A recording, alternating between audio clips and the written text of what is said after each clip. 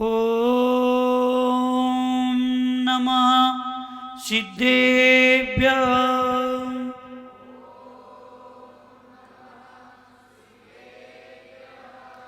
ओम नमः सिद्धेभ्यः।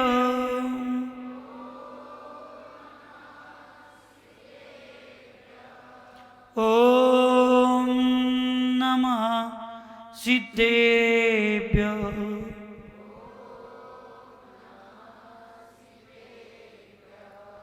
मंगलम भगवान वीरो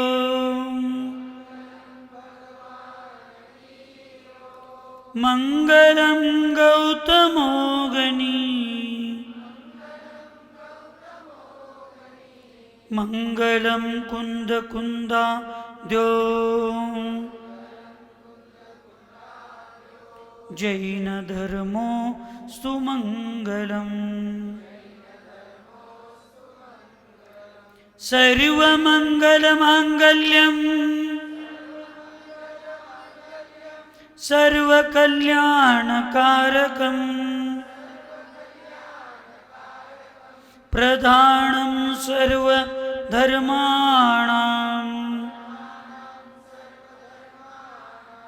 जैनं जयतु शासनम्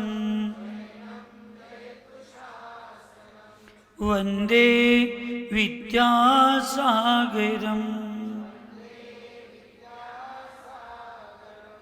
वन्दे सन्मति सागरम्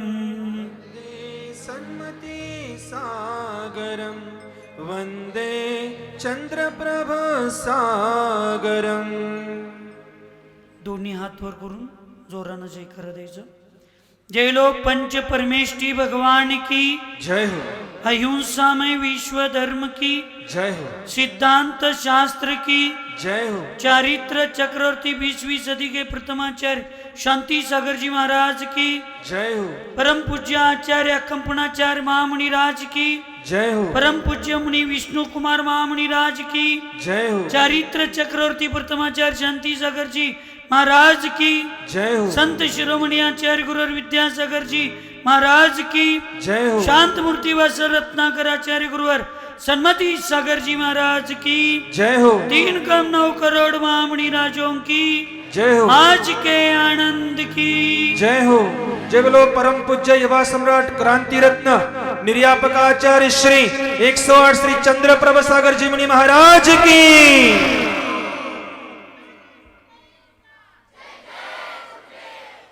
सत्वेषु मैत्रीं गुणिषु प्रमोदं क्लिष्टेषु जीवेषु कृपा परत्वं माध्यस्थभावं विपरीतवृत्तो सदा ममात्मा विदधातु देवः सदा ममात्मा विदधातु देव। विश्वातील सर्व प्राणी मात्रांच्या सोबत माझे मैत्रीभाव राहू दे। आपल्यापेक्षा गुणी व ज्ञानी जनांच्या प्रती आदर प्रमोदभाव राहू दे। दुःखी कष्टी जीवांच्या प्रती वात्सल्य करुणाभाव राहू दे व विपरीत विचाराच्या स्थानी माध्यस्थ समताभाव राहू दे। अशी मंगलमय भावना जिनेंद्र भगवंतांच्या चरणी करून उपस्थित सद्धर्म भव्य जीव। एक वृक्ष महान अरण्याची सुरुवात असते। एक थेंब महासरोवराची निर्मिती असते। एक दगड गगनचुंबी इमारतीचा पाया असतो। एक श्वास अखंड जीवनाची सुरुवात असते। एक पाऊल अखंड प्रवासाची सुरुवात करते। सुमधुर संगीताची सुरुवात एक स्वर करते। एक शब्द स्फूर्तिदायी काव्याची निर्मिती ठरते। एक घटना आपल्या जीवनाचा आदर्श ठरते। ती घटना समजावून घेऊन त्याचं चिंतन करून जो चांगला निर्णय घेतो तो एक निर्णय, ऐका लागलाय, तो एक निर्णय आपलं जीवनच बदलून टाकतो. आणि तो निर्णय घेण्याची आज वेळ या ठिकाणी सद्धर्म भवी जीवो माता भगिनींनो ही वेळ आलेली आहे. आज वात्सल्य पर्व म्हणजे रक्षाबंधन. ज्या विष्णू कुमार महामुनिराजांनी अकंपनाचार्य महामुनिराजांच्या संघावर 700 मुनी महाराजांच्यावर उपसर्ग झाला, आज ती कथा प्रत्येक साधू आपल्या प्रवचनातून सांगणार आहे. त्यामुळे मी फार त्या कथेकडे जाणार नाही, कारण दुसऱ्यांची कथा मी ऐकण्यात एवढं मग्न झालो की त्याच्यातनं आदर्श न घेता आमची कथा विकथा व्हायला लागली आहे. इकडं आमचं लक्ष नाही. पण लक्षात ठेवा, जो पूर्व इतिहास समजून घेतो, ऐकायला लागलाय, जो पूर्व इतिहास समजून घेतो, धाडस करतो, तोच भविष्यातला नवा इतिहास घडवतो. हा आजपर्यंतचा आदर्श आहे, नियम आहे. आपल्याला भविष्यात जर आपल्या कर्तृत्वाचा इतिहास घडवायचा असेल, आपल्या संस्कृतीचा इतिहास घडवायचा असेल, आपल्या संस्काराचा इतिहास घडवायचा असेल, आपल्या जीवनाचा इतिहास घडवायचा असेल, आदर्शाचा इतिहास घडवायचा असेल, तर या सगळ्या घटना आणि दुर्घटना ह्या दोन्हींना समजावून घेऊन त्यातल्या सद्गुणांची बेरीज आणि दुर्गुणांची वजाबाकी योग्य वेळेला आपल्या जीवनात साईबाबा करण्याची वेळ आहे. आणि ज्यावेळी योग्य वेळेला आम्ही केलो तर मग आमच्या जीवनात सगळ्यात उत्कृष्ट काम घडतं. ज्या विष्णू कुमार मुनी महाराजांना वैकृतिक रिद्धीची प्राप्ती झालेली होती, पण त्या वैकृतिक रिद्धीचा त्यांनी उपयोग केला नाही, कारण त्यांना माहीतच नव्हतं, कारण ते आत्मध्यानामध्ये लीन होते. आणि त्या विष्णू कुमार मुनी महाराजांना कळलं की तुमचा भाऊ जो हस्तिनापूरचा राजा आहे, त्यानं भावनेच्या भरामध्ये आपल्या सेनापती मंत्रींना राज्य चालवायला दिलेला आहे, आणि तो अंतवासामध्ये विश्रांतीसाठी तुमच्या सोप्या भाषेत आपल्या राणींना घेऊन फार्म हाऊस मध्ये आपलं मनोरंजन करायला गेलेला आहे. आणि त्या ठिकाणी त्या प्रधान, त्या सेनापतींनी, ते दिगंबर मुनी द्वेष्टे होते, जैन धर्माचे विरोधक होते. तुमच्या सारख्याच्या हस्तिनापूरच्या नगरामध्ये, जी हस्तिनापूर नगरी धर्मनगरी मधून प्रसिद्ध आहे, त्याच्यामध्ये मुनी महाराजांच्यावरचा उपसर्ग हा इतिहासाला लांछन लावणार आहे. हे विष्णू कुमार मुनी महाराजांना ज्यावेळी कळलं, त्या विष्णू कुमार मुनी महाराजजी शांत बसले आणि त्यांनी सगळ्यात प्रथमतः आपल्या भावाला समजावून सांगायला गेले. आणि समजावून सांगायला गेले त्यावेळी तो पद्म नावाचा भाऊ आपल्या विष्णू कुमार मुनी महाराज भावाला सांगतो की मी वचन दिलोय, ते वचन मला आता मोडता येत नाही, मी काही करू शकत नाही. ऐकायलाय मुलींनो, वचन देताना फार काळजीपूर्वक वचन द्यायचं असतं. कुठलंही वचन बोलताना फार काळजीपूर्वक वचन बोलायचं असतं. एक आपल्या वडिलाच्या प्रेमापोटी भीष्मानं मत्स्य कन्येसंग विवाह आपल्या पिताचा करून देण्यासाठी त्या मत्स्य कन्येच्या चुकीच्या भावनेच्या आहारी जाऊन त्या ठिकाणी अखंड ब्रह्मचर्य व्रताचं नियम घेतला.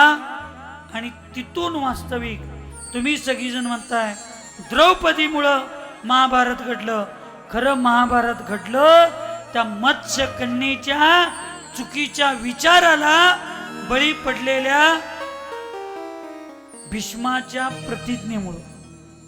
आणि त्यामुळं धृतराष्ट्र त्याचे पुत्र सगळं चुकीचं वागत आहेत, अधर्म करत आहेत, हे डोळ्याला दिसून आणि बुद्धीला समजावून सुद्धा त्या ठिकाणी तो काही करू शकत नव्हता, कारण तो वचनाला बांधील होता.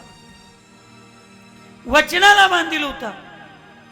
वचन जबाबदारीनं हिंदू महाभारतात न विचार करता एक शब्द कुंती मातेनं बोलली की अर्जुनानं सांगितलं, हे माते मला दानामध्ये काय मिळाले बघ.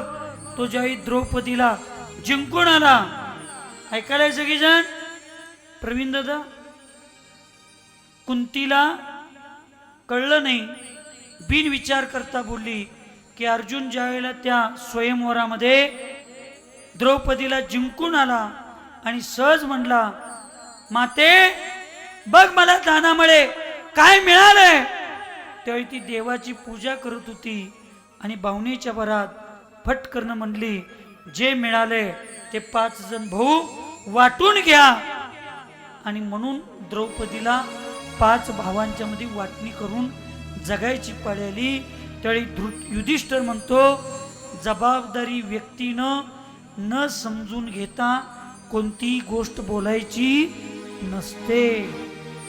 तुम्ही जबाबदारी लोक आहात, एक भारताचे जबाबदारी नागरिक आहात, एक जैन धर्माची जबाबदारीचं भविष्य पेलवणारे तुम्ही सैनिक आहात. तुम्ही जबाबदारीनं, म्हणून कुणालाही शाळेत कॉलेजमध्ये सहजतेनं वचन देतो आणि ते सहजतेनं दिलेलं वचन पूर्ण करण्याच्या नादात आम्ही आमचा धर्म, आमचे आई वडील, आमचे विचार, आमच्या संस्कृती सगळ्या सोडून देतो. त्या विष्णू कुमार मुनी महाराजांच्या भावानं दिलेलं वचन त्या ठिकाणी 700 मुनी महाराजांच्या उपसर्गाला निमित्त ठरलं. आणि त्या ठिकाणी त्यावेळेला विष्णू कुमार मुनी महाराजांनी वैक्रिक रिद्धीचा वापर करून बटुकाचं म्हणजे गिड्ड्या उंचीला कमी असणाऱ्या ब्राह्मणाचं रूप धारण केलं. ऐकायला का झोपालाय. परवा काही जण म्हणले की चंद्रपूर सागर महाराज ह्याच स्टेजवर, ह्याच सिंहासनावर बसून महादेवी माधुरीसाठी एवढं कडक वचन कसं बोलले. लक्षात ठेवा, सज्जनता को भी कभी कभी आवेश में आना पड़ता है, अन्यथा दुर्जनता का साम्राज्य बढ़ जाता है. जो सज्जनता के लिस्ट में इष्ट नहीं माना जाता. हे आचार्य शांती सागर महाराजांचं वचन आचार्य भगवंत विद्यासागर महाराजांनी मुखमाटी या ग्रंथात लिहिलं. आणि त्याच वचनाचा आदर्श मी घेऊन त्या आमच्या श्रीमठ नांदणीच्या उपसर्गासाठी मला आवेशात यायला लागलं. धर्म संकटात असताना, गुरु संकटात असताना, देव संकटात असताना, माझ्या समोर माझ्या माता भगिनी संकटात असताना मी माझ्या स्वार्थ परमात्मा साधण्यासाठी मी माझ्या पदाचा उपयोग करून मी खाली मान घालून जर जात असेल तर मला क्षत्रिय म्हणून घेण्याचा अधिकार कधी असणार नाही. आणि मी क्षत्रिय आहे, मी महावीरांचा वंशज आहे, मी शांती सागरांचा वंशज आहे, मी विद्यासागर आणि सन्मती सागरांचा छावा आहे.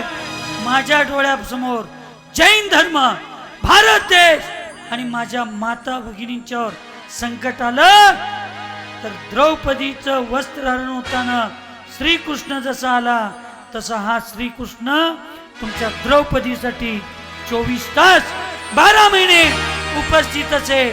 मला माझ्या पदाची, मला माझ्या स्वार्थाची आणि मला माझ्या भविष्याची काळजी नाही. माझे एकट्याचं बलिदान गेलं तर जाऊ दे, पण माझ्या हजारो भगिनी, माझ्यासारखे हजारो चंद्रप्रभू परत जन्माला घालतील याचा विश्वास. एक चंद्रप्रभू गेला तर हजारो चंद्रप्रभू जन्माला येतील. पण आमच्या भगिनी सुरक्षित राहणं, आमचे साधू सुरक्षित राहणं, आमचा धर्म सुरक्षित राहणं, आमचा देश सुरक्षित राहणं अत्यंत महत्वपूर्ण आहे. लक्षात ठेवा. अत्यंत महत्वपूर्ण. म्हणून त्या विष्णू कुमार महाराजांनी त्या बटुकाचं रूप धारण केलं आणि त्या बलिराजापाशी, त्या सेनापतीपाशी गेले. तो विद्वानांचा पुजारी होता, एवढा दृष्ट होता, तरी पण तो विद्वानांचा पुजारी होता. त्यानं त्या ठिकाणी त्या बटुकाची, त्या ब्राह्मणाची विद्वत्ता बघून त्याला वचन दिला. बघा, वचनाचा दुरुपयोग करणाऱ्या व्यक्तीला त्याचंच वचन कसं ऐकायलाय का झोपालाय? मुलींनो ऐकायलाय? तुम्ही तुमचं वचन कॉलेजवरच्या मुला मुलींना दिलेलं पूर्ण करण्यासाठी आई वडिलांच्या वचनाकडे दुर्लक्ष करताय आणि हेच वचन तुम्हाला भविष्यात तुमच्या वचनाची किंमत शून्य कसं करतं बघा. त्याच वचनाचा दुरुपयोग ज्या बलिराजानं केलता, त्याच बलिराजानं वचन दिला की तुम्हाला जे पाहिजे ते देतो. विचार कर म्हणले, देतो. त्यानं म्हटलं फक्त माझे 3 पावलं मला जमीन दान दे. चेतन किती पावलं? 3 पावलं. आणि तो नितीन दादांच्या सारखा नव्हता लंबू, नितीन दादांच्या सारखा नव्हता तो आमच्या जंबू कुमार मोगलाड्यांच्या सारखा एवढाच होता. त्यामुळं त्याची पावलं 3 पावलं मागून मागून दिलं असं वचन दिला. आणि त्यावेळी त्यांनी आपल्या वैक्रिक शरीराचा उपयोग केला आणि पहिलं पाऊल सुमेरू पर्वतावर, दुसरं पाऊल मानुष्योत्तर पर्वतावर, तिसरं पाऊल टाकायला जागाच शिल्लक नव्हती. त्यावेळी तो म्हटला, माझ्या मस्तिष्कावर ठेवा, खरं मी तुम्हाला दिलेलं वचन पूर्ण करतो. त्यावेळी विष्णू कुमार महाराजांनी त्याला समजावून सांगितलं आणि त्याच्या धर्माची जागृती झाली आणि त्या 500-700 मुनी महाराजांच्यावरचा उपसर्ग दूर झाला. म्हणून आजच्या श्रावण शुक्ल पौर्णिमे दिवशी वात्सल्य पर्व म्हणून हा कुठेही आपल्या धर्मात उल्लेख नाही. बहिणीनं भावाला राखी बांधायचं आणि सही करण्यासाठी 2-4 लाख मागायचं नाही. खरंच नाही, विनोद नाही करत मी, खरंच नाही, कुठंच नाही. त्या दिवशीचा कार्यक्रम काय माहितीये तुम्हाला स्नेहल? तुला सांगू, त्या दिवशी हस्तिनापूर मधल्या सगळ्या महाराजांचा उपसर्ग दूर झाला. त्या दिवशी हस्तिनापुरातल्या सगळ्या लोकांनी आपण जे 3000 रक्षासूत्र, धर्मरक्षा सूत्र, कंकण, सकाळी भगवंतांच्या अभिषेक केलेल्या गंधोदक, शांती मंत्र, रक्षा मंत्रांनी ज्याला पवित्र मंत्रित केलेलं जे रक्षासूत्र आहे, ते रक्षासूत्र एकमेकांनी आपल्या हातात बांधलं आणि संकल्प केला की आजपासून मी माझ्या देशाचं, माझ्या धर्माचं आणि देवशास्त्र गुरूंचं रक्षण करण्यासाठी माझा जीव गेला तर चालेल, पण मी त्यांचं रक्षण करणार. हे रक्षाबंधन आहे.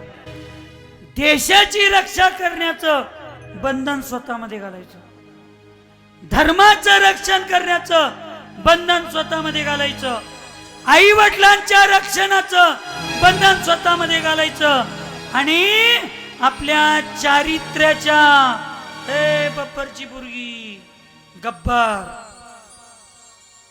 आपल्या चारित्र्याचं रक्षण. जीव गेला तर चालेल, माझ्या चारित्र्याचं रक्षण करताना जीव घेतला तर चालेल, पण माझं चारित्र्य मी कधी नष्ट होऊन देणार नाही. हा रक्षा करायचं संकल्प म्हणजे रक्षाबंधन,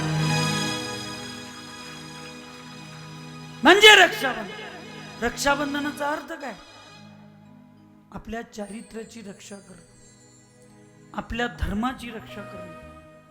आणि म्हणून आज रक्षासूत्र ह्या प्रवचनानंतर हे रक्षासूत्राने आलेल्या गावातल्या आणि बाहेर गावच्या माझ्या भगिनींना ही जी तुम्हाला रक्षाबंधनाची भेट म्हणून एक समोर वस्तू तयार आहेत, त्याच्यातली फक्त 3 पुस्तकं तुम्ही सगळ्यांनी वाचा आणि रक्षा कंकण बांधून घ्या. तुमच्या आई वडिलांच्या डोळ्यात कधीच पाणी येणार नाही आणि जे पाणी येईल ते तुमच्या कर्तृत्वाचा स्वाभिमान आणि अभिमान म्हणून आनंदाचे अश्रू आल्याशिवाय राहणार नाही. पण तुम्हाला ते वाचावे, त्या दिलेल्या भेटीचा उपयोग करायला पाहिजे, तर त्या ठिकाणी होते. रक्षाबंधन राखी बांधून भावाकडून अपेक्षा करणं हे रक्षाबंधन नव्हे. रक्षाबंधन असतं श्रीकृष्णाची 2 बहिणी. श्रीकृष्णाला किती बहिणी होत्या? आदित्य 2 बहिणी होत्या. कुठल्या कुठल्या? रुक्मिणी आणि सत्यभामा. हा, त्या पत्न्या होत्या काय? हां हां, बरं बरं बरं, पत्नी होती. एक रक्ताची होती आणि एक मांडलेली बहीण. रक्ताच्या बहिणीचं नाव काय? सुभद्रा. ऐका लागलाय? भद्र परिणाम ठेवून ऐका, उपद्रव परिणाम भरून ऐकू नका. सुभद्रा रक्ताची सख्खी बहीण आणि मांडलेली बहीण कोण? द्रौपदी. कधी कधी रक्ताची नाती उपयोगाला येत नाहीत, पण बांधलेली गाठी आपल्या उपयोगाला येतात. ही भारतीय संस्कृती आहे, लक्षात ठेवा. श्रीकृष्णाचं जास्त प्रेम त्या सुभद्रेवर होतं ना. बसवान येतगतले बळेत गोणा अळगारसू द्रौपदीवर होत. हे सुभद्रेला ऐकायलाय. सुभद्रानो, मगाच्या आमच्या शिरदवाडच्या द्रौपदीचं कौतुक करताना आमच्या कोतीच्या सुभद्रांना 4 महिने आम्ही सेवा करायला लागलोय. एवढं कध्या लागलोय. चांगली चांगली मिरची भजी, चांगली चांगली बासुंदी, ऐकायलाय सुंदी बासुंदी, एवढं आम्ही द्यायला लागलोय. आणि महाराज दुसऱ्या गावच्या पोरींचं कौतुक करायला लागले. त्यांच्या गावात गेल्यावर तुम्ही द्रौपदी, त्यांनी सुभद्रा. तुमच्या गावात आल्यावर तुम्ही सुभद्रा, त्यांनी द्रौपदी. त्या सुभद्रेला सारखा त्रास होत होता. हे एक दिवस त्याच्या चेहऱ्यावरनं लक्षात आलं. Face is index in the heart. हे परममती माताजी म्हणून मला इंग्लिश शिकायची पडायला. हृदयातले जे भाव असतात ते चेहऱ्यावर तुम्हाला आकृती प्रतिकृतीच्या रूपामध्ये दिसत असतात. मग श्रीकृष्ण एक दिवस स्नेहल ॲपल ज्यूस, ॲपल कापत बसला होता लावत. सकाळी चौक्यात ते काय म्हणताना ॲपल ज्यूस, ॲपल ज्यूस. अरे इज ॲपल. सफरचंद म्हणायचं राहिलं. Apple Apple. पायात चप्पल, हातात ॲपल, डोक्यात निप्पल, सगळे असलंच तुमचं.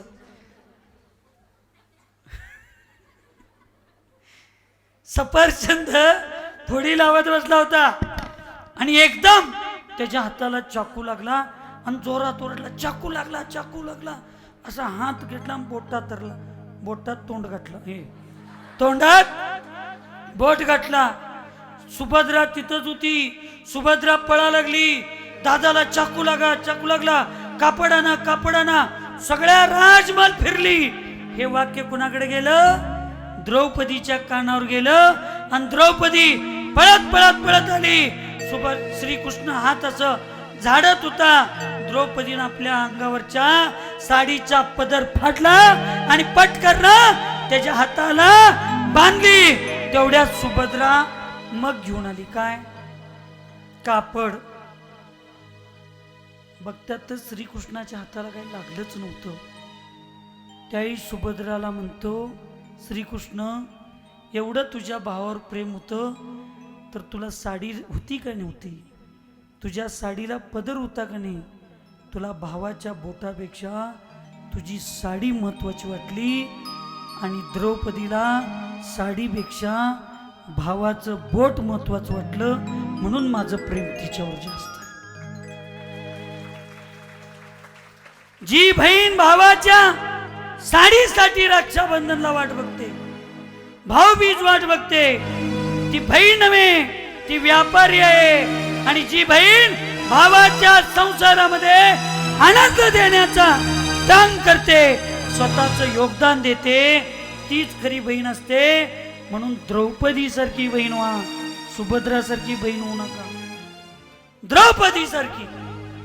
म्हणून रक्षाबंधन राखी बांधण्याचं रक्षाबंधन नाही, भावाच्या घराची रक्षा मी करतो, माझ्या चारित्र्याची रक्षा तू कर, असं एकमेक भाऊ बहीण एकमेकाच्या बंधनात अडकणं म्हणजे रक्षाबंधन. वात्सल्य पर्व झाला, रक्षाबंधन तुम्हाला महत्व कळलं. क्रांती दिन, क्रांती अशीच होत नसते, लक्षात ठेवा. क्रांती अशीच होत नसते. क्रांती करण्यासाठी फार मोठं योगदान द्यावं लागतं, फार मोठं योगदान. आणि त्या योगदानाची सुरुवात ऐकायलाय आईपासून होते. चिन्नो, माशी फिरून आली तोंडातनं. अजून खीर खायच्या अगोदर तुझी रड खाऊन आल्या सकाळी. काय सांगत होतो?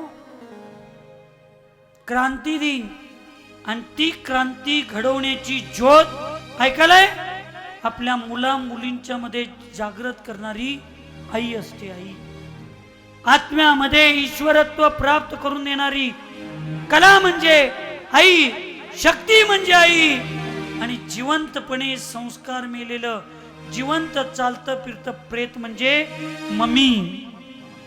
तुम्हाला मम्मी व्हायचंय का आई व्हायचंय तुम्ही ठरवायचं. आईची झाली मम्मी, मम्मीची झाली मॉम. यश बाबू घरात उघडते तोंड तेव्हा चारी बाजून फुटतो बॉम्ब.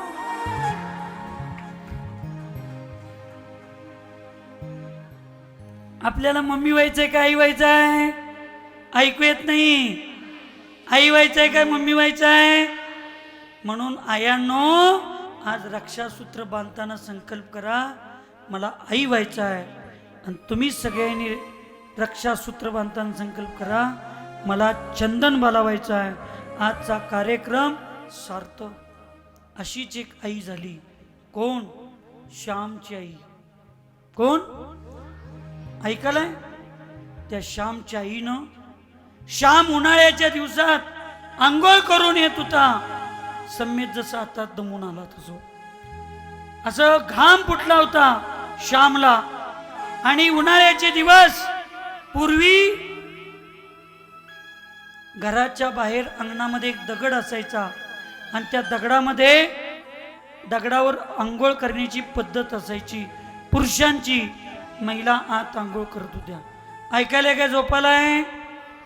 ऐकायलाय? आता पद्धत काय आहे? पूर्वी काय होतं, घरात लोक जेवत होती आणि बाहेर जाऊन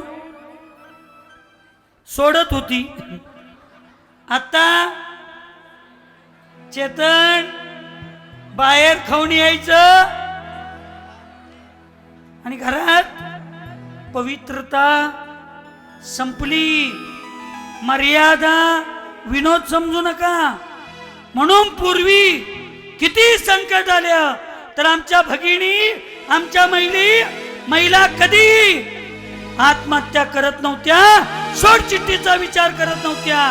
कारण त्यांचं घर पवित्र, त्यांचं स्वयंपाकघर पवित्र, त्यांचे विचार पवित्र आणि त्यांच्या अंगातलं रक्त पवित्र होतं. कारण त्यांची आईनं संस्कार केले.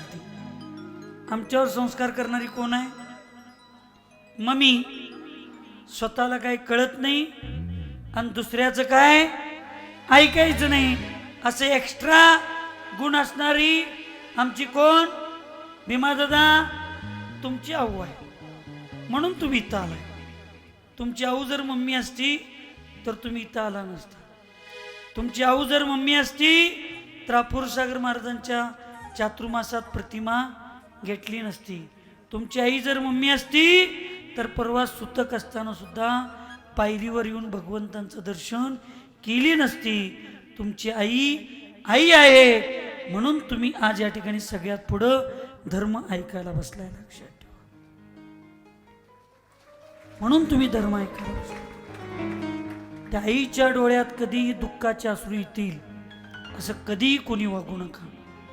जग रडलं तर चालेल, पण आईच्या डोळ्यात दुःखाचे अश्रू आले तो माणूस कधीही सुखी समाधानी आनंदी राहणार. ज्या मुला मुलींना आई वडिलांची तळतळ लागेल देत नाहीत, आई वडील शाप देत नाहीत, आई वडील वाईट विचार करत नाहीत, पण तुमच्या अशा कृत्यामुळं, ज्या कृत्यामुळं आई वडिलांच्या डोळ्यात दुःखाचे अश्रू येतील, त्या मुला मुलींचं भविष्य कधीही चांगलं असत नाही. लक्षात ठेवा. कारण आई एक जगातलं निस्वार्थ परमेश्वराचं नाव जर कुठलं असेल तर ते नाव आहे आई. आत्म्यामध्ये ईश्वरत्व प्राप्त करून देण्याची जिच्यामध्ये कला असते तिला आई म्हणतात. तशी ती श्यामची आई होती. ती आई, श्याम बाहेरून पळत येतो, आई मला आंघोळ करायचं आहे, मला घामाच्या धारा माझ्या शरीरावर आले, मला अंगाला खास सुटते. त्यावेळी आई म्हणते श्याम बाहेर तुम्ही ओट्यावर उभं राहा, मी पाणी घेऊन येतो. पूर्वी अजून पण ब्राह्मण समाजात मुलांना मुलींना आवाजवळ बोलवण्याची पद्धत आहे. अजून उत्तर भारतात गेला तर आई वडील मुलांना मुलींना आवाजवळ बोलवतात. बेटा ऐसे नहीं दर्शन करना चाहिए आपको, बेटा ऐसे हार नहीं देना चाहिए आपको, असं आवाजवळ बोलवतात. आमच्या भाड्या तुला अक्कल आहे काय?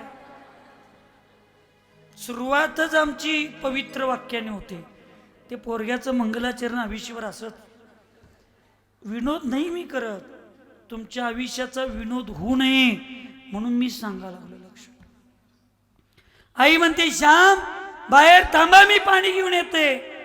पाणी घेऊन जाते आई, त्याला आंघोळ घालते, लाटणं उठणं लावून घेऊन सगळं आंघोळ घालते आणि नंतर म्हणते श्याम आत तुमचे कपडे ठेवले ते परिधान करा जावा. त्यावेळी तो श्याम म्हणतो आई तुझ्या साडीचा पदर जमिनीवर राहतो. का तर ज्या दगडावर आंघोळ करत होतो तिथून त्या चौकटीपर्यंत 4-5 फुटाचं अंतर आहे आणि माझ्या तळव्याला घाण लागेल. तुम्ही असता तर काय केलं असतं? प्रामाणिकपणे सांगा. जा की भाड्या, तुझ्यासाठी माझ्या भावानं साडी दिला नाही, तुझ्यासाठी माझ्या भावानं हे सगळं केलं नाही. माझ्या आपण वेगळ्या रूपामध्ये सगळे जगत असतो. लक्षात ठेव. म्हणताना एखाद्या काटेरी रस्त्यावरून चालताना धीर देणारं कोणीतरी असावं. ऐकालंय? एखाद्या काटेरी रस्त्यावर चालताना धीर देणारं कोणीतरी असावं. मनाला काहीतरी खटकलं तर मनातली शंका दूर करणारं कोणीतरी असावं. काहीतरी चांगलं घडल्यावर आनंद झाल्यावर ते सुख भोगताना कोणीतरी असावं. आयुष्यात खरं काय खोटं काय, आयुष्यात चांगलं काय वाईट काय हे सांगणारं कोणीतरी असावं. मध्येच पाय घसरला तर सावरणारं कोणीतरी असावं. कधी काही दुःख झाल्यावर दुःखातही सामील होऊन मनाला धीर देणारं कोणीतरी असावं. खरंच जीवन जगताना ह्या जीवनात साथ देणारं, साथ निभावणारं कोणीतरी असावं. नाहीतरी माणूस एकटा पडलास भरकटून जातो. तो भरकटून जाऊ नये म्हणून त्याला सावरणारं व चांगलं वाट दाखवणारं कोणीतरी असावं. आणि कोणीतरी असण्यापेक्षा ह्या जगात ती आई आणि गुरुच्या रूपात कोणीतरी असावं. त्याचंच जीवन पूर्ण असतं, परिपूर्ण असतं. घरामध्ये योग्य रस्ता दाखवणारी आई असते आणि धर्मात समाजात योग्य रस्ता दाखवणारे गुरु असतात. ऐकायलाय का झोपालाय? हर्षू कंटाळालाय तुला? नाही? शंभू तुला कंटाळालाय? मग तुम्ही काय भावाकडे बघायला माझ्याकडे बघ. अजून वेळ आहे एकमेकाकडे बघायची. आणि आयुष्यात ती तुमच्यात कधीही वेळ येऊ नये एकमेकाकडे बघण्याची. तुला बघूनच घेतो. अशी वेळ कधीच येऊ नये असा संकल्प करून रक्षासूत्र आज बांधायचं. नाहीतर आज मोठा भाऊ बारक्या भावासाठी शाळा शिकत नाही, बागता भाऊ शाळा शिकतो, मोठा होतो, इंजिनियर होतो, डॉक्टर होतो, डॉक्टरनीला आणतो, चिमणीला आणतो, इंजिनियरनीला आणतो आणि अड्याण्या मोठ्या भावाला परत त्याची जागा दाखवतो. पगारच्या पगार घेऊन आणि निम्मी वाटणी घेणारे असे इंजिनियर भाऊ या जगामध्ये फार आहेत, लक्षात ठेव. फक्त तुझ्यात उलट आहे, तू शहाणा आहेस, हुशार आहेस म्हणून तुझ्या धाकट्या भावानं शिक्षण सोडून शेती करायला चालू केली. तुझ्यासाठी त्यानं बलिदान दिला. वेळ पडला तर तुला कष्ट होऊ दे, पण धाकट्या भावाला कधी कष्ट येऊ नये याचा आज संकल्प कर. तर रक्षाबंधनाचा कार्यक्रम आपला विशेष होईल. आपल्यासाठी आपल्या अपंग वडिलांना आणि अडाणी आईनं आपल्या जीवनाचा आणि सुखाचा बलिदान केला, पण माझी मुलं सुखी आणि आनंदी राहायला पाहिजे असा विचार केला. त्या अपंग बापाच्या आणि त्या अडाणी आईच्या डोळ्यात तुमच्या वागण्यामुळं कधी पाणी येणार नाही असा संकल्प करा, म्हणजे तुमचा आजचा रक्षाबंधनाचा कार्यक्रम सार्थक होईल. लोकांचा अपवाद घेऊन तुमचं चांगलं व्हावं म्हणून ज्या गुरूंनी तुमच्या संसारामध्ये हस्तक्षेप करून तुम्हाला चांगला मार्ग दाखवण्याचा प्रयत्न केला, त्या गुरूंना आमच्यामुळं कोण बोलू नयेत असा संकल्प करा. तर आजचा रक्षाबंधन आपला सार्थक होईल. नाहीतर दोरा बांधणं म्हणजे रक्षाबंधन. असं घरामध्ये चांगला मार्ग दाखवणारे आणि घरात आणि समाजात चांगला मार्ग दाखवणारे कोणतरी असावं. ते मित्र असू नयेत, ती चांगली आई असावी. मुलींनो, आई आणि गुरु योग्य वेळेला मित्र होतात, योग्य वेळेला आई होतात, योग्य वेळेला बाप होतात, योग्य वेळेला तुम्हाला देव होतात आणि तुम्हाला ज्या गोष्टीची गरज आहे ते देण्याचं काम करतात. म्हणून एक पात्री नाटकातला कलाकार आणि आई आणि गुरु या दोघांच्यात कुठलाही अंतर असत नाही, लक्षात कुठलाही अंतर असत. श्याम त्या आईला म्हणतो तुझ्या साडीचा पदर हातर. आई आनंदानं ते साडीचा पदर हातरते. श्याम त्याच्यावर पाय ठेवतो, आत जातो आणि आत गेल्यावर आई म्हणते ऐकावं श्याम, आज तळव्याला जेवढी घाण लागते म्हणून काळजी करता, तेवढं मोठं झाल्यावर मनाला घाण लागू नये याची काळजी करा, म्हणजे तुम्हाला जन्माला घातलेल्याचं माझं सार्थक होईल. हे एकच वाक्य, हे एकच विचार, हे एकच वचन त्या श्यामला भारताचा साने गुरुजी करण्याचं काम केलं. वचनामध्ये एवढी ताकद असते. आईंनो, वचन सांभाळून बोललं पाहिजे. आई वडिलांच्या आणि गुरूंच्या वचनाला स्वीकारल्यानंतर माझ्या भगिनींनो आणि मित्रांनो, त्या आई वडिलांच्या वचनाला, त्या गुरूंच्या वचनाला स्वीकारल्यानंतर एवढी क्रांती होऊ शकते, जी क्रांती साने गुरुजींनी आपल्या आईच्या वचनाला ऐकून जीवनात उतरवली. तो क्रांती दिन, क्रांती दिवस आज आपला आहे आणि आपल्याला आपल्या आयुष्यात अशी क्रांती करायची आहे की ती क्रांती माझ्या आई वडिलांना स्वाभिमानानं जगायला शिकवेल. आणि माझ्या कर्तृत्वानं माझे आई वडील कुठे गेले तर माझ्या आई वडिलांना लोकांनी उठून खुर्ची द्यायला पाहिजे, असं कर्तृत्व असतं. वैष्णवी खवाटे, मी विजय खवाटेंची मुलगी ही ओळख फक्त वयाच्या 25 वर्षापर्यंत असली पाहिजे. विजय खवाटेंची मुलगी म्हणून वैष्णवीची, रिंकूची ओळख फक्त वयाच्या 25व्या वर्षापर्यंत असली पाहिजे. 25 वर्षानंतर वैष्णवी खवाटेचे वडील विजय खवाटे चाललेत अशी ओळख करण्याची ताकद आपल्यामध्ये असली पाहिजे. तर तो क्रांती दिन असा. हे दोनच मुलींच्या बाबतीत घडतं, हे दोनच मुलांच्या बाबतीत त्या ठिकाणी घडतं. जी मुलं सगळ्यात चांगली वागतात, ज्या मुली सगळ्यात चांगली वागतात, त्या मुला मुलींच्या आई वडिलांचं एक नाव त्यांनी जाताना ही त्यांची मुलगी, हे त्यांचे वडील, ही त्याची आई, हे तिचे वडील, हे त्या मुली मुलाबाबतीत एक होतं. आणि एक सगळ्यात चुकीचं वागतात, सगळ्यात वाईट वागतात. आई वडील धर्म आणि संस्कृतीला सोडून चुकीच्या पद्धतीनं जगण्याचा, स्वैराचारी पद्धतीनं जगण्याचा प्रयत्न करतो. त्या मुलींच्या आई वडिलांचं, त्या मुलांच्या आई वडिलांचं एक नाव असं होतंय. तेच बघा, आई वडील पळून गेली नाही का ती त्यांच्या घरात, तेच बघा ती तसं वागली नाही का, तीच बघा तो दारू पिऊन मेला नाही का, तोच बघा तो खून करून गेला नाही का. एक तर जगात सगळ्यात चांगल्या आई वडिलांच्या, मुलांच्या आणि मुलींच्या आई वडिलांचं नाव सुरक्षित राहतं, नाही तर सगळ्यात वाईट मुला मुलींच्या आई वडिलांचं नाव सुरक्षित राहतं. तुम्हाला आता पूर्वा माझ्या आई वडिलांचं नाव, पोलीस अधिकारी नेहा, काय नेहाच काय नेहा, माझ्या आई वडिलांचं नाव कशा पद्धतीनं मला सुरक्षित ठेवायचं आहे हे चिंतन, हा निर्णय घेण्याची आजची वेळ आहे. म्हणून मी मगाशी सांगितलो, आज निर्णय घेण्याची वेळ आहे. निर्णय घ्यायला पाहिजे. आयुष्यात सगळ्या गोष्टी येतात, लक्षात ठेवा, सगळ्या गोष्टी येतात, पण काय घ्यायचं असतं, काय शिकायचं असतं.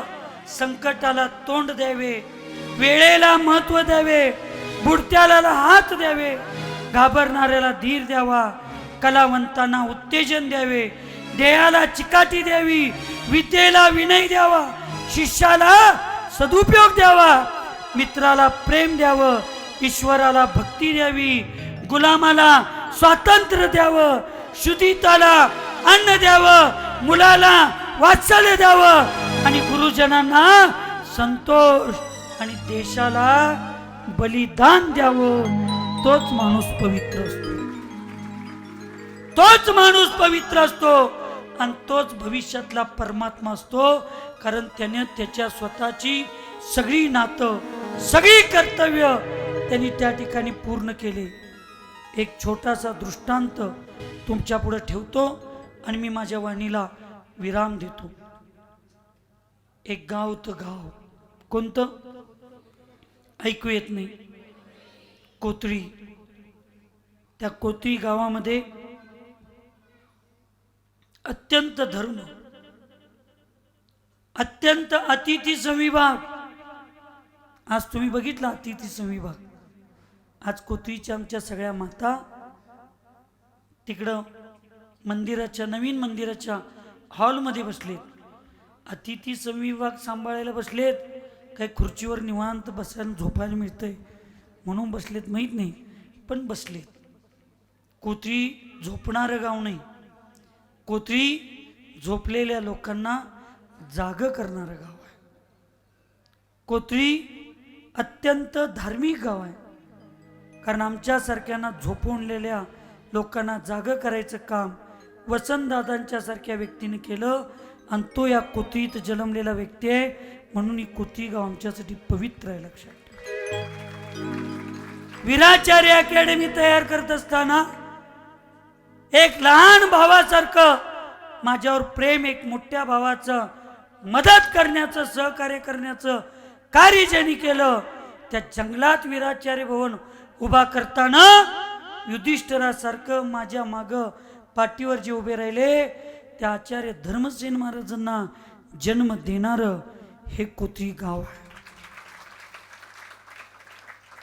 चिकित्सालयातील पूजा करत असताना त्या पूजेच्या काडी उचलण्यापासून दगड उचलण्यापर्यंत आणि आलेल्या माणसांना हात जोडून स्वागत करण्यापासून येणाऱ्या साधूंची सेवा करण्यासाठी ज्यांचे हात माझ्या हातात होते, त्या कोथळीतल्या मुलांचं जन्मगाव हे कोथळी गाव आहे. म्हणून ते आमच्यासाठी पवित्र आहे. कोथळी सारख्या गावात रक्षाबंधन दिवशी हजारो मुली येतील, त्या 100-125 मुली येतील, स्वयंपाक करतील, आहार देतील, आणि तेवढ्या मुलींना गोळा करण्यासाठी आमच्या या 10-20 मुली रोजच्या 1 महिना प्रयत्न करतील असं कधीही मला वाटलं नव्हतं. आणि ते करून आज क्रांती घडवली. त्या मुलींना जन्म देणारं हे कोथरी गाव आहे, म्हणून माझ्यासाठी ते आनंददायक आहे. त्यामुळं कोथरी गाव चांगलं आहे. त्या गावामध्ये संस्कारयुक्त लोक होते. पण एक मनुष्य संगतीच्या प्रभावामध्ये, जशी संगती तशी मती आणि जशी मती तशी भविष्यातली गती, संगतीच्या आहारी जाऊन व्यसनी होतो. ऐकायलाय काय? झोपायलाय? कोण जागा आहेत का? आहेत का? तर मरकुरी बंद करत दिसे ना मला. आहेत काय पुढं कोण? मग बोला की. जागा आहे? ऐकायलाय? संगतीच्या प्रभावामध्ये व्यसनी झाला आणि व्यसनाच्या आहारात इतका झाला, घर शेत सगळं विकला. आणि नुसता विकला नाही, मरून गेला. त्याची धर्मपत्नी होती. त्या धर्मपत्नीला बिचारीला 2 मुलं होती. त्या 2 मुलांना सांभाळण्यात, त्या नवऱ्याच्या कर्जाला फेडण्यात आणि त्या मुलांचं शिक्षण करण्यात ती आई, ती माता, ती धर्मपत्नी बिचारी रोज धुणं भांडी एकमेकांच्या घरात जाऊन करायची. त्यांच्या घरात शिल्लक राहिलेलं जेवण घेऊन यायची आणि ते जेवण आपल्या मुलांना घालायची. शिल्लक राहिलं तर स्वतः खायची आणि परत दुसऱ्या दिवशी कामाला जायची. काम करू लागले. बारका मुलगा हुशार होता. बारकी जरा हुशारच असतात. मी पण आमच्या घरात बारकाच होतो. बारकी जरा हुशारच असतात. सानू पण आले की अव्वा, बारकी जरा हुशारच असतात. तुझ्यात पण हुशार आहे की नाही बारका? बिन बोलता शान आहे की नाही तू? हां, मग तर बारका शाळेत हुशार आहे हे लक्षात येतं. आणि आता आई एकटी किती कष्ट करणार? आई लहान मुलांना सांभाळत, दोन्ही मुलं मोठी झाली, आईचं वय झालं, खर्च वाढा लागला, पैसे कमी या लागले, दोघांचं शिक्षण आणि जगवणं आईला कठीण व्हायला लागलं. हे मोठ्या भावाच्या लक्षात आलं आणि तो आईला म्हणतो, आई धाकट्या भावाला आपण शिकूया आणि मी पण नोकरी करतो. अकलंक आणि निष्कलंक दोन्ही भाऊ भाऊ होते. अकलंकाला एकदा वाचल्यावर लक्षात येत होतं, निष्कलंकाला 2दा वाचल्यावर लक्षात येत होतं. मग ती कथा परत तुम्हाला सांगेन मी, वेळ नाही. पण जैन धर्माचा प्रसार जास्त व्हावा, जैन धर्म सुरक्षित राहावा म्हणून निष्कलंकांनी सांगितलं, तू एकदा 6 महिन्यात तू जेवढं काम करणार आहेस तेवढं काम करायला मला 1 वर्ष लागणार आहे. त्यामुळं मी जिवंत राहण्यापेक्षा तू जिवंत राहणं गरजेचं आहे. दोघांपैकी एकट्याला मृत्यू स्वीकारणं गरजेचं आहे म्हटला. आणि अकलंकाच्या डोळ्यासमोर निष्कलंकाला त्या बौद्ध राजाच्या सैनिकांनी मारलं, बंदी करून त्याला मारलं. हे आपल्या डोळ्यानं बघितला, पण तोंडातनं आवाज काढला नाही, कारण त्या दोघा भावांचा संकल्प होता जिन धर्माचा प्रचार करायचा. असा जैन धर्म सुरक्षित राहिला नाही. लई मोठं योगदान आहे, लई मोठं बलिदान आहे. माधुरीसाठी वाचवायला काय 4 लोकांनी प्रयत्न केलं. प्रत्येक आमदार म्हणतोय माझ्यामुळंच वाचली, प्रत्येक खासदार म्हणतोय माझ्यामुळंच वाचली, प्रत्येक जण काल परवा कोणतं स्टेटमेंट दिलं, माझ्या मध्यस्थीमुळंच आला. मग बाकीची काय करत होती? इथं सुयोग म्हणला, मी एकटा गाणं म्हणतोय म्हणून गर्दी. ते वाजवणारा नसता तर, कॅशिओवाला नसता तर, कॅशिओवाला कितीतरी चांगला वाजवला, सुयोगचा आवाज चांगला नसता तर. सुयोगचा आवाज चांगला आहे, कॅशिओवाला चांगला वाजवतोय, ढोलकीवाल्याचा हात कुठं पण पडा लागला तर.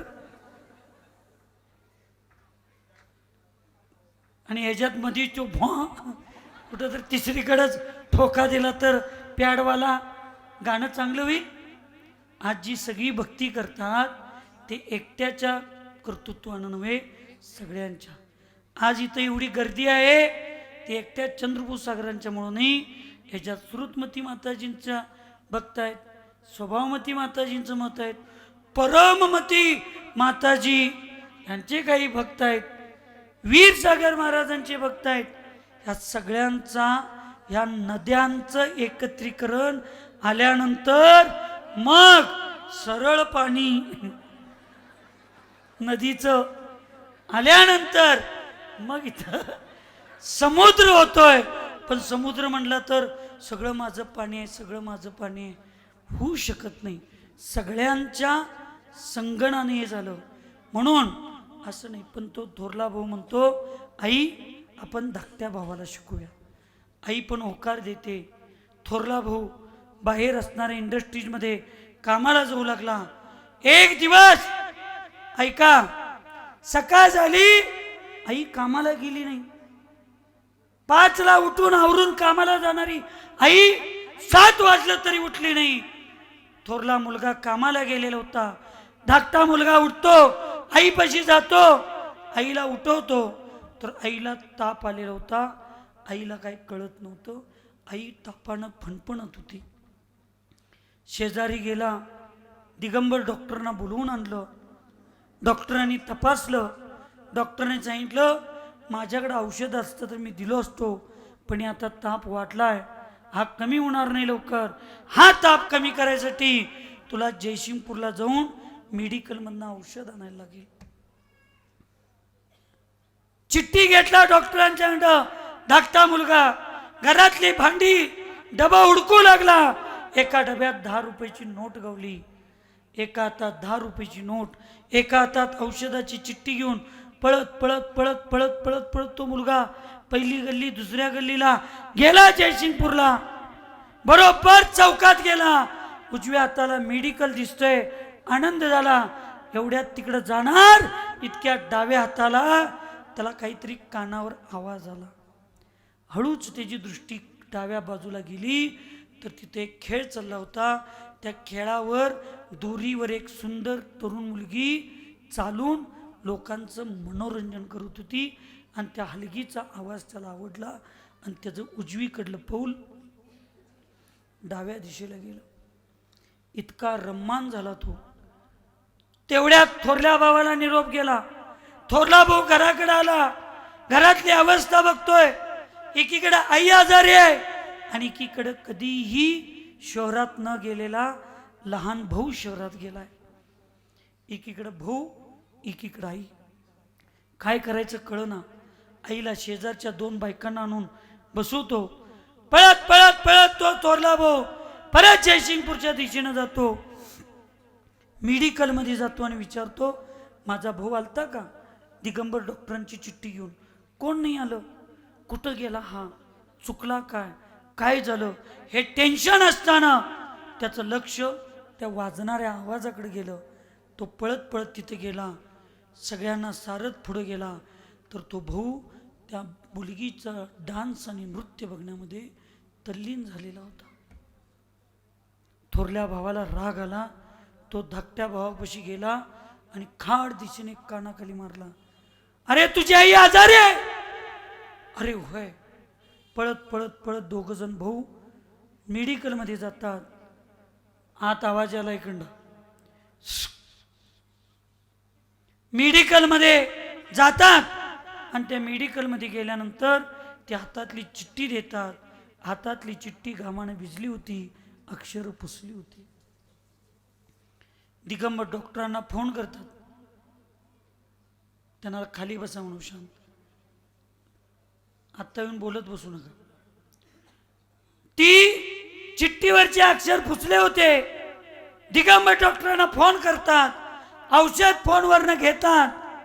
औषध सांगितल्यानंतर तो मेडिकलवाला औषध देतो. बिल 11 रुपये होते.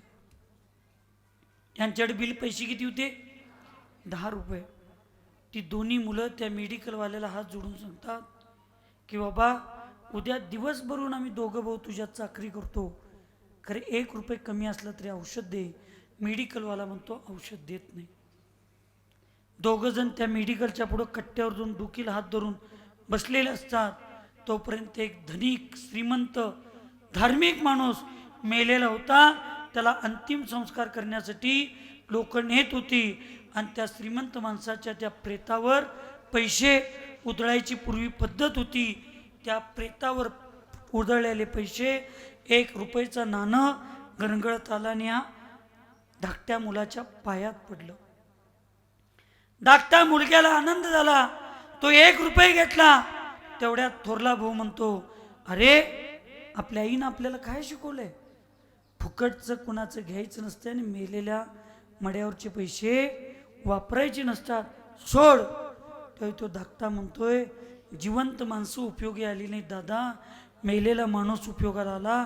आपली आई आपल्याला महत्वाची आहे, घे पैशानी चल. औषध घेतले. दोघंही पळत पळत पळत पळत घरापर्यंत आले. तोपर्यंत घराच्या अंगणात गर्दी झालेली होती. त्या गर्दीपाशी ते जातात. त्या गर्दीला भेदून जातात. चौकटीच्या समोर काही वयस्कर जुनी लोक कडव्याच्या 4 पेंड्या, लोटकं, काहीतरी कुऱ्हाड घेऊन लाकडं तोडण्याचं काम करून काहीतरी बांधत होती. त्या दोन्ही मुलांना त्याचा अभ्यास नव्हता.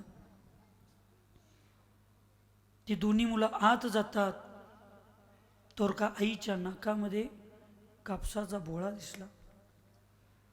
धाकटा मुलगा पळत जातो, आईच्या नाकातील कापसाची बोळं काढतो आणि म्हणतो, माझ्या आईचा श्वास गुदमरेल, तुम्ही तिच्या नाकामध्ये का तुम्ही कापूस घातला? डॉक्टर साहेब हे औषध घ्या, माझ्या आईला औषध द्या आणि लवकर बरं करा. डॉक्टर एक शब्द बोलायला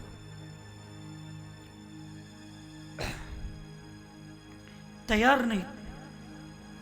डॉक्टरांना तो धाकटा मुलगा हाताला धरून म्हणतोय, डॉक्टर साहेब तुम्ही मगाशी सांगितलं होतं औषध लवकर घेऊन या. डॉक्टर साहेब म्हणले, बाळ औषध आणायला वेळ केलास, 1 तास अगोदर आला असतास तर तुझ्या आईला वाचवण्याचा प्रयत्न मी केलो असतो. आता तुझी आई कधीही परत येणार नाही आणि कधी उठणार नाही, अशा ठिकाणी निघून गेली. थोरल्या भावाचे लक्षात आलं, पण धाकट्या भावाला हे काय डॉक्टर बोलायला लागलेत हे कळेना. थोरला भाऊ धाकट्या भावाला पोटाशी लावून रडून आईपाशी घेऊन जातो. धाकटा भाऊ दादा म्हणतो, दादा डॉक्टर औषध देणार, आई माझा ऐकना, तू तर त्याला आळी मार आणि तिला जाग कर. त्यावेळी तो थोरला भाऊ सांगतो, जर तू त्या पोरगीच्या खेळात अडकला नसतास तर यदा कदाचित आपली आई वाचली असती. तुझ्या आईवर प्रेम होतं, पण तू रस्त्यामध्ये नको त्या ठिकाणी थांबलास आणि तुझं ते मोहच आपल्या आईला कायमचं आपल्यापासून घेऊन गेलं. आपली आई मेली गेली हे शब्द ऐकल्यानंतर धाकटा मुलगा आईच्या छातीवर पडतो आणि जोर जोरानं ओरडून, आई मला माफ कर, इथून पुढे मी कुठेही जाणार नाही, तुला सोडून काही करणार नाही. आई मला माफ कर, माझी चूक झाली, आई परत ये. पण आई अशा ठिकाणी गेलेली होती, ती परत येऊच शकत नव्हती. लक्षात मुलींनो, आई वडिलांचे संस्कार आणि आई वडिलांच्या विचाराला तुम्ही घरातनं बाहेर पडल्यानंतर या बाहेरच्या जगातल्या मोहक, मादक, विश्वासघातकी, अविश्वासू या वासनेच्या आणि या बाहेरच्या प्रलोभनात अडकला तर एक दिवस या आईची जी घटना घडली तीच घटना तुमच्या घरात घटायला वेळ होणार नाही. आणि त्या मुलाची जी अवस्था झाली ती तुमची आमची व्हायला राहणार नाही. मुलींनो, आज संकल्प करा, मी माझ्या जीवनामध्ये माझा देश, माझा धर्म आणि माझे आई वडील यांना खाली मान घालायला लागेल असं कधी वागणार नाही. एवढा एक संकल्प जरी केला तरी आजचा रक्षाबंधन सार्थक होईल, अन्यथा तुमची अवस्था कशी होईल बघा. आई तुझले करू वेड ग को करू राणात फसले रस्ता भी चुकले सांग मी काय करू आई मी काय करू आई तुझले करू वेड नको करू रानात फसले रस्ता भी चुकले सांग मी काय करू आई मी काय करू.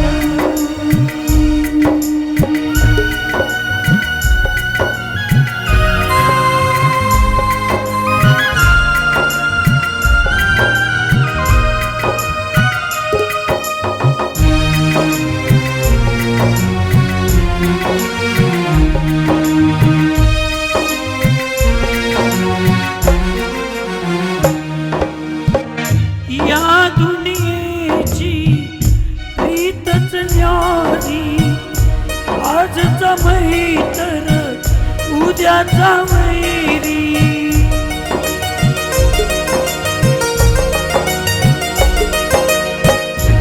या दुनियेची प्रीतच न्यारी आजचा मैत्र उद्याचा वैरी मतलब सरिता लाता मारी मतलब सरिता लाता मारी काय गुणाचे दरू आई मी काय करू आई तुझले वेड नको करू रानात फसले रस्ता भी चुकले सांग मी काय करू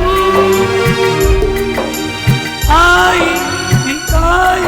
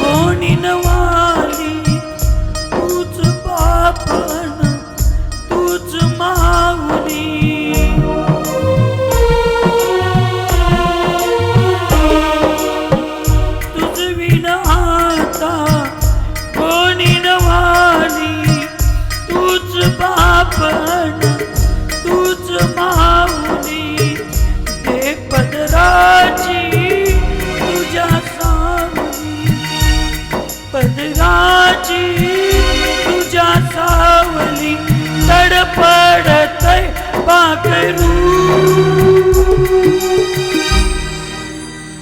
आई काय आई तुझ लेकरू वेड नको करू रानात बसलंय रस्ता भी चुकलंय सांग मी काय करू आई मी काय करू आई मी काय करू आई काय करू.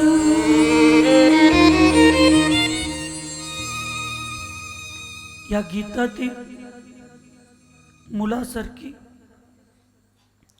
आणि या गीतातील मुलीसारखी जर तुमची अवस्था होऊ नये असं वाटत असेल, मुलींनो,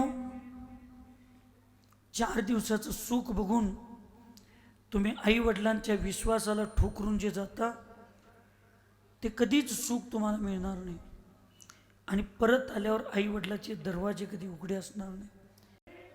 एकमेव घराची चौकट अशी आहे, त्या चौकटीला दरवाजाच नाही, ती एकमेव चौकट आई वडील आहेत, लक्षात ठेवा. त्यासाठी ते सदैव खुले आहेत. अशा आई वडिलांचा, अशा धर्माचा, अशा देशाच्या संस्कृतीचा विश्वासघात करून जर तुम्ही शारीरिक आणि पंचेंद्रिय सुखासाठी आपले धर्म आणि आपले संस्कार विसरून गेला तर जैन धर्म जैसी करणी वैसी भरणी या कर्म सिद्धांताला सिद्ध करणारा जैन धर्म आहे. तुमची मुलं तुमच्यावर कधी विश्वास ठेवणार नाहीत.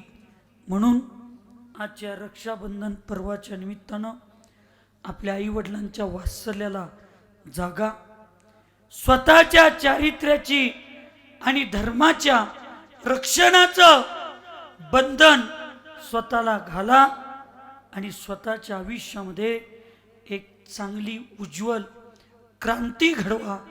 एवढीच मंगलमय भावना या ठिकाणी व्यक्त करतो आणि मी माझ्या वाणीला विराम देतो. बोलत असताना कुणाची मनं दुखावली असतील तर हृदयपूर्वक क्षमा मागतो. सुखी रहे सब जीव जगत में, कोई कभी न घबरावे, वैर पाप अभिमान छोड़ जग, नित्य नए मंगल गावे. ओम नमः.